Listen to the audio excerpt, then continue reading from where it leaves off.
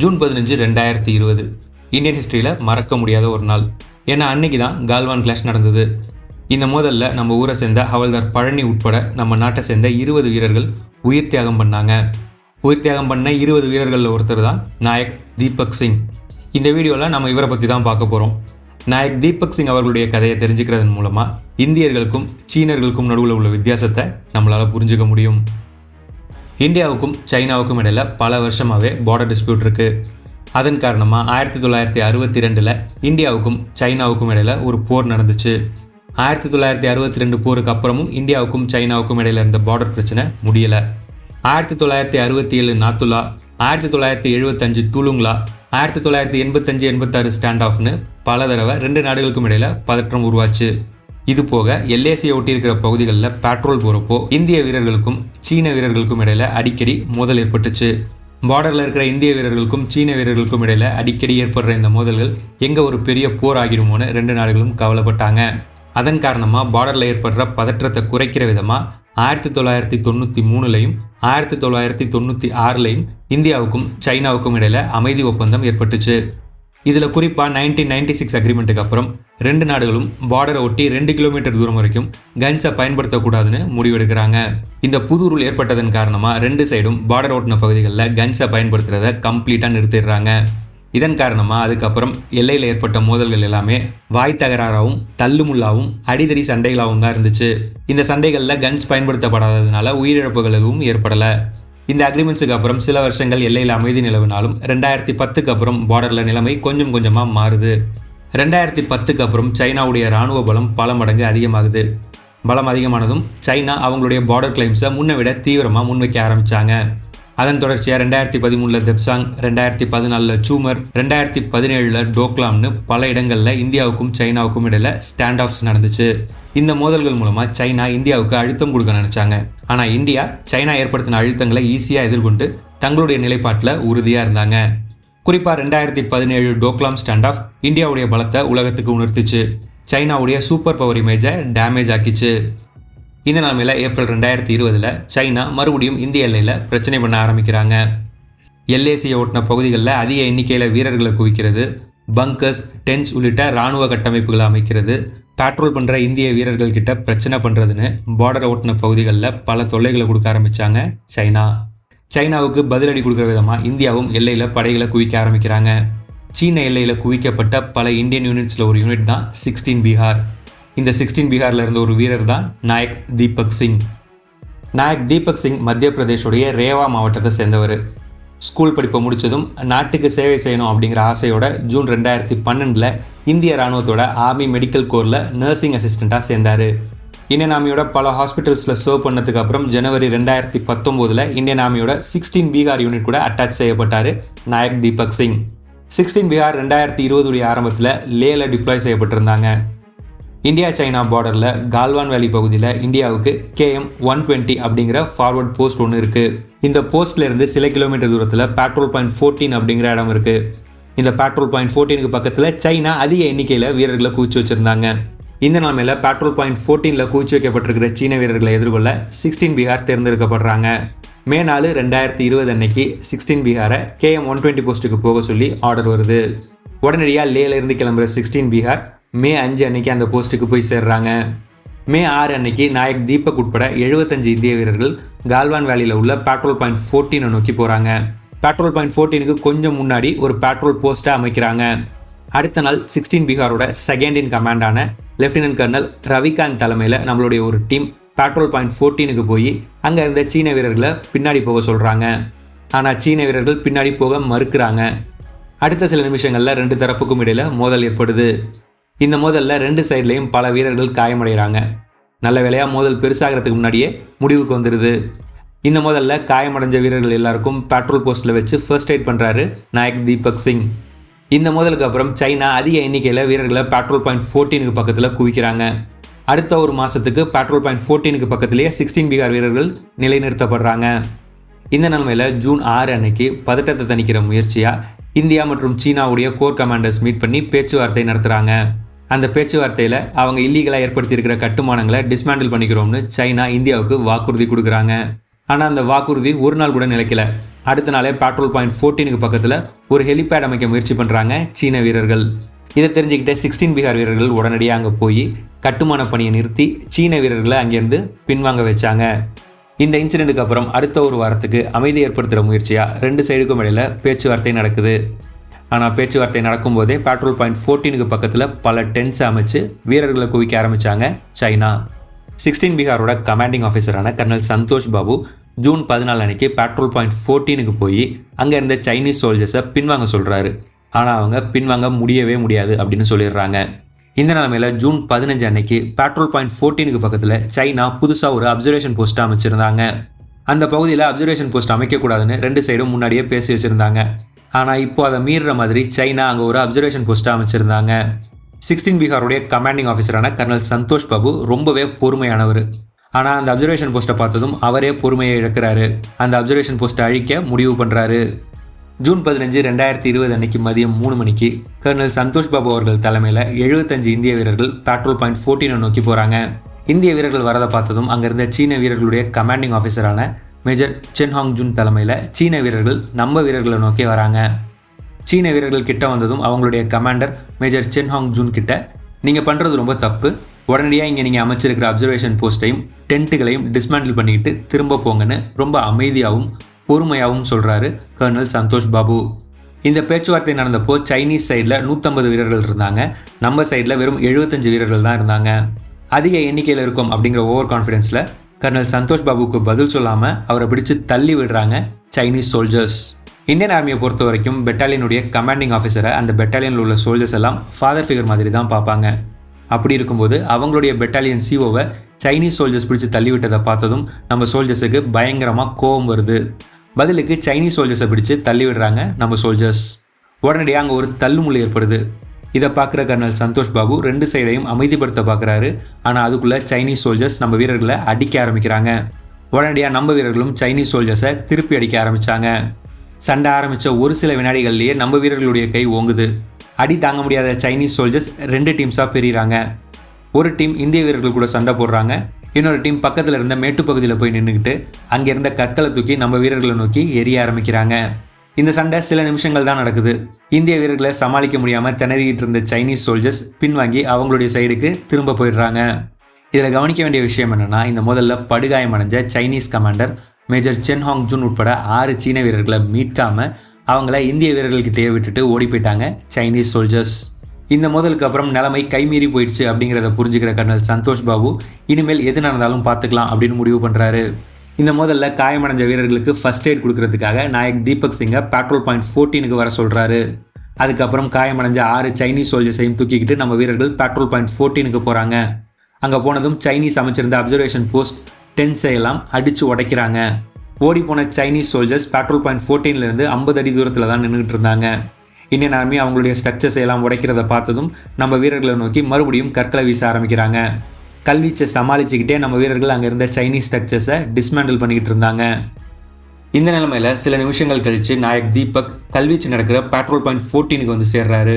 அங்கே வந்ததும் காயமடைஞ்ச நம்ம வீரர்களுக்கு ஃபர்ஸ்ட் எய்ட் பண்ண ஆரம்பிக்கிறாரு.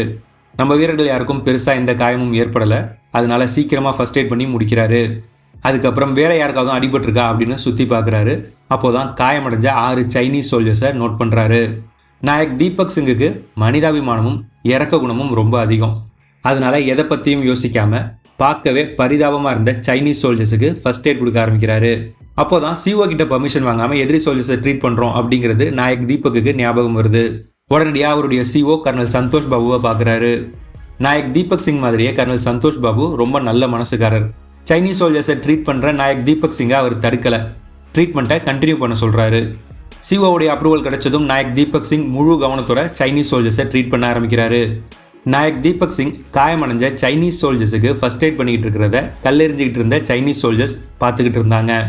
இது மட்டும் இல்லாமல் ஒரு இந்தியன் ஆஃபீஸர் மெடிக்கல் பர்சன் உங்கள் சோல்ஜர்ஸுக்கு தான் ஃபர்ஸ்ட் எய்ட் பண்ணிகிட்டு இருக்காரு, அவர் மேலே கல் வீசாதீங்க அப்படின்னு மெகாஃபோனில் சொல்கிறாரு. அடுத்த சில நிமிஷங்களுக்கு நாயக் தீபக்கை நோக்கி கல் வீசுறதை நிறுத்துறாங்க சைனீஸ். வேகமாக செயல்படுற நாயக் தீபக் 5 சைனீஸ் சோல்ஜர்ஸுக்கு ஃபர்ஸ்ட் எய்ட் பண்ணிட்டு 6வது சைனீஸ் சோல்ஜருக்கு ஃபர்ஸ்ட் எய்ட் பண்ண ஆரம்பிக்கிறாரு. அப்போது நாயக் தீபக் சிங்கை குறி வச்சு மறுபடியும் கல் வீச ஆரம்பிக்கிறாங்க சைனீஸ் சோல்ஜர்ஸ். இந்த தடவை அவங்க வீசினதில் ஒரு கல் நாயக் தீபக் சிங்குடைய நெத்தியில் பட்டு அவருக்கு காயம் ஏற்படுது. தலையிலேருந்து ரத்தம் வழிகிற நிலைமையிலையும் அந்த 6வது சைனீஸ் சோல்ஜருக்கு ஃபர்ஸ்ட் எய்டை கம்ப்ளீட் பண்ணுறாரு நாயக் தீபக் சிங். நாயக் தீபக் சிங் ஒரு நான் காம்பேட்டன்ட், அதாவது அவர் சண்டை போடுற வீரர் கிடையாது. நாயக் தீபக் சிங் ஒரு மெடிக்கல் பர்சன் அப்படிங்கிறத குறிக்கிற விதமாக அவருடைய பட்கால ரெட் கிராஸ் பெருசாக போட்டிருந்துச்சு. இது எல்லாத்தையும் விட சைனீஸ் சோல்ஜர்ஸுடைய கண் முன்னாடி தான் காயமடைஞ்ச சைனீஸ் சோல்ஜர்ஸுக்கு அவர் ஃபர்ஸ்ட் எய்ட் பண்ணினார். சர்வதேச போர் விதிகளின்படி மருத்துவ உதவி செஞ்சுக்கிட்டு இருக்கிற மெடிக்கல் பர்சன்ஸை தாக்கக்கூடாது.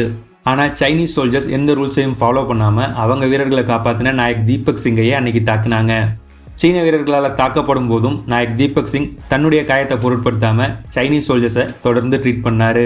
இந்த நிலைமையில தொடர்ச்சியாக கல் வீசிட்டு இருந்த சைனீஸ் சோல்ஜர்ஸ் திடீர்னு கல் வீசுறதை நிறுத்திடுறாங்க.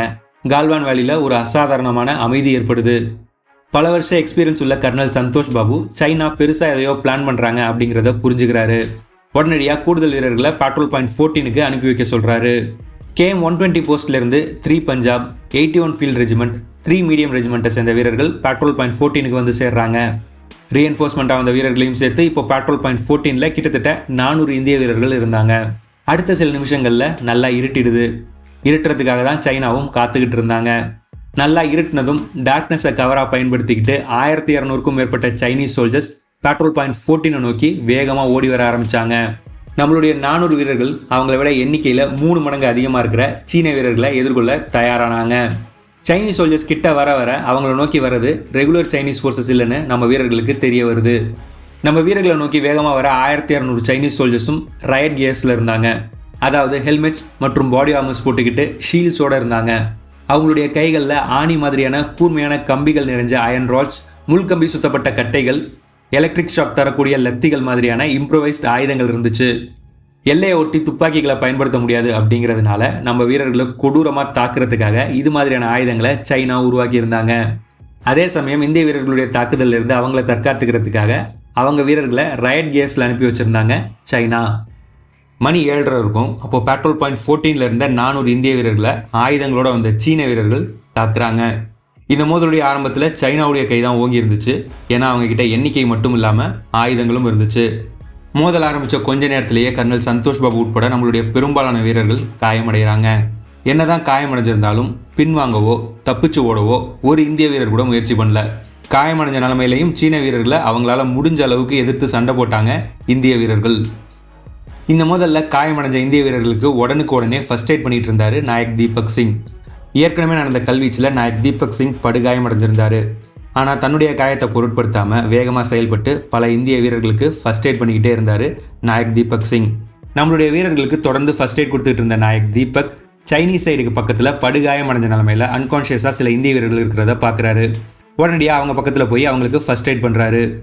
அப்போ சைனீஸ் சோல்ஜர்ஸ் நம்மளுடைய நாயக் தீபக் சிங்கை கடத்தி அவரை அவங்களுடைய சைடுக்கு கூட்டிகிட்டு போயிடுறாங்க. நாயக் தீபக் சிங் கடத்தப்பட்ட பகுதியில் இந்திய வீரர்கள் யாருமே இல்லை. தூரத்தில் இருந்த வீரர்களுடைய கவனமும் மோதலில் தான் இருந்துச்சு. இது மட்டும் இல்லாமல் அங்கே வெளிச்சம் சுத்தமாக கிடையாது. அதனால் நாயக் தீபக் சிங் கடத்தப்பட்டதை நம்ம வீரர்கள் யாருமே கவனிக்கலை. மோதல் தொடர்ந்து நடக்குது. ஒரு கட்டத்தில் நம்ம வீரர்கள் சீன வீரர்களுடைய ஆயுதங்களை பிடுங்கி அவங்கள தாக்க ஆரம்பிக்கிறாங்க. இந்திய வீரர்களுடைய இந்த பதில் தாக்குதலை சீன வீரர்களால் தாக்கு பிடிக்க முடியல. அதனால கூடுதல் வீரர்களை அனுப்பி வைக்க சொல்கிறாங்க சைனீஸ் சோல்ஜர்ஸ். மணி 9:30 இருக்கும். அப்போது சைனாவுடைய ரீஎன்ஃபோர்ஸ்மெண்ட்ஸ், அதாவது கூடுதல் வீரர்கள் முதல் நடக்கிற பேட்ரோல் பாயிண்ட் 14க்கு வராங்க. இந்த தடவை வந்த ரீஎன்ஃபோர்ஸ்மெண்ட்ஸில் சைனீஸ் ஸ்பெஷல் ஃபோர்ஸஸ் சேர்ந்த வீரர்களும் இருந்தாங்க. அடுத்த 1 மணி நேரத்துக்கு பேட்ரோல் பாயிண்ட் 14ல் ஆக்ரோஷமான மோதல் நடக்குது. கொஞ்சம் கொஞ்சமாக நம்மளுடைய கை ஓங்குது. இந்திய வீரர்களுடைய தாக்குதலில் பல சைனீஸ் சோல்ஜர்ஸ் படுகாயமடைகிறாங்க. ஒரு கட்டத்தில் வழக்கம் போல் இந்திய வீரர்களுடைய தாக்குதலை சமாளிக்க முடியாமல் சைனீஸ் சோல்ஜர்ஸ் பின்வாங்குறாங்க. இதுக்கு முன்னாடி நடந்த மோதல் மாதிரி இல்லாமல் இந்த தடவை ஏற்பட்ட மோதலில் நம்ம சைட்லேயும் இழப்பு ஏற்பட்டுச்சு. நம்ம சைட்லேயும் பல வீரர்கள் படுகாயம் அடைஞ்சிருந்தாங்க. ஒரு கட்டத்தில் சைனீஸ் சோல்ஜர்ஸ் கம்ப்ளீட்டாக பின்வாங்கி அவங்களுடைய இடத்துக்கு போயிடுறாங்க. உடனடியாக நம்ம வீரர்கள் மீட்பு பணியை ஆரம்பிக்கிறாங்க. ஒரு பக்கம் காயமடைஞ்ச வீரர்கள் எல்லாம் மீட்கப்பட்டு ட்ரீட்மெண்ட்டுக்காக KM 120 பேஸுக்கு அனுப்பி வைக்கப்படுறாங்க. இன்னொரு பக்கம் பேட்ரோல் பாயிண்ட் 14லையும் அதை சுற்றி உள்ள பகுதிகளிலையும் காயமடைஞ்ச வீரர்களையும் உயிர் தியாகம் செஞ்ச வீரர்களுடைய உடல்களையும் தேட ஆரம்பிக்கிறாங்க நம்ம வீரர்கள். விடிய நடந்த தேடுதல் பணியில் படுகாயமடைஞ்ச நிலைமையில் 16 பீகாருடைய கமாண்டிங் ஆஃபீஸரான கர்னல் சந்தோஷ் பாபு அவர்கள், தமிழ்நாட்டை சேர்ந்த ஹவல்தார் பழனி அவர்கள் உள்ளிட்ட நம்மளுடைய வீரர்கள் மீட்கப்பட்டு KM 120 பேஸுக்கு அனுப்பி வைக்கப்படுறாங்க. இந்த மோதலில் படுகாயமடைஞ்ச வீரர்கள் எல்லாம் ஒவ்வொருத்தராக மீட்கப்படுறாங்க. ஆனால் எவ்வளவு தேடியும் நாயக் தீபக் சிங்கை கண்டுபிடிக்கவே முடியல. நாயக் தீபக் சிங் எங்கே போனார், அவருக்கு என்ன ஆச்சு அப்படிங்கிறது யாருக்கும் தெரில.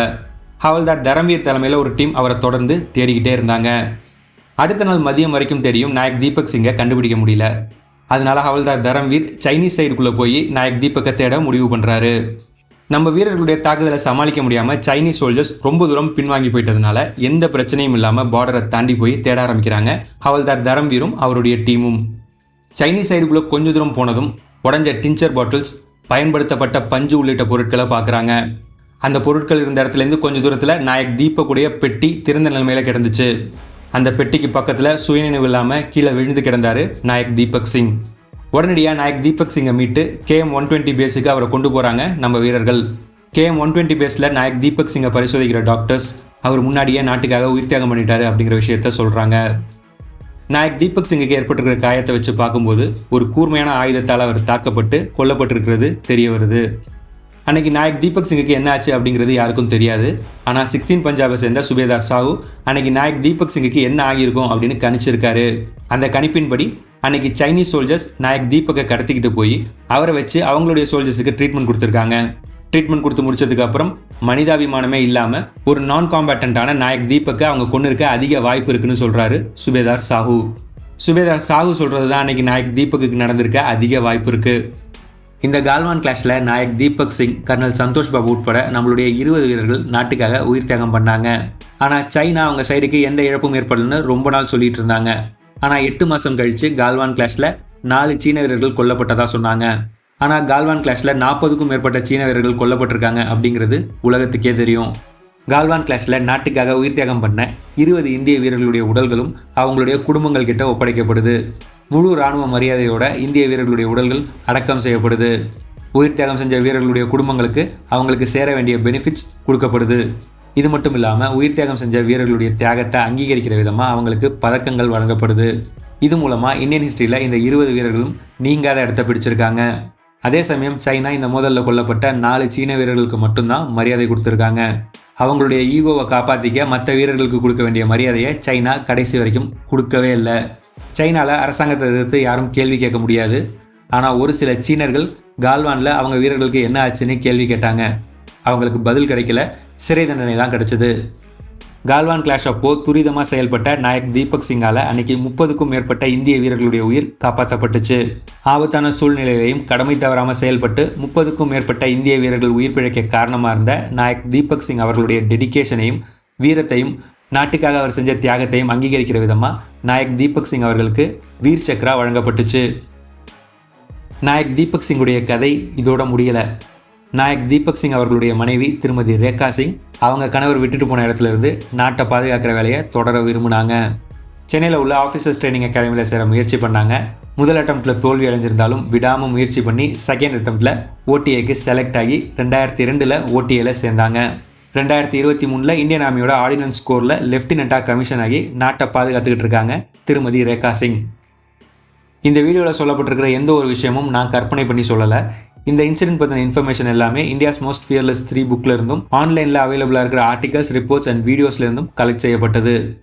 இந்த வீடியோவை இவ்வளோ நேரம் ஃபுல்லாக பார்த்ததுக்கு ரொம்ப நன்றி. இந்த வீடியோ உங்களுக்கு பிடிச்சிருந்தா இந்த வீடியோவை லைக் பண்ணுங்கள். வீடியோ பற்றின உங்களுடைய கருத்துக்களை கமெண்ட்ஸில் சொல்லுங்கள். இதே மாதிரி நிறைய வீடியோஸ் பார்க்க இந்த சேனலை சப்ஸ்கிரைப் பண்ணிக்கோங்க. இந்த சேனலை சப்போர்ட் பண்ணணும்னு நினச்சிங்கன்னா ஜாயின் பட்டனை ப்ரெஸ் பண்ணி சேனலில் மெம்பராக சேர்ந்து சப்போர்ட் பண்ணுங்கள். இந்த வீடியோவை இதோட முடிச்சுக்கிறேன். அடுத்த வீடியோவில் உங்களை பார்க்குறேன். தேங்க்யூ, பாய்.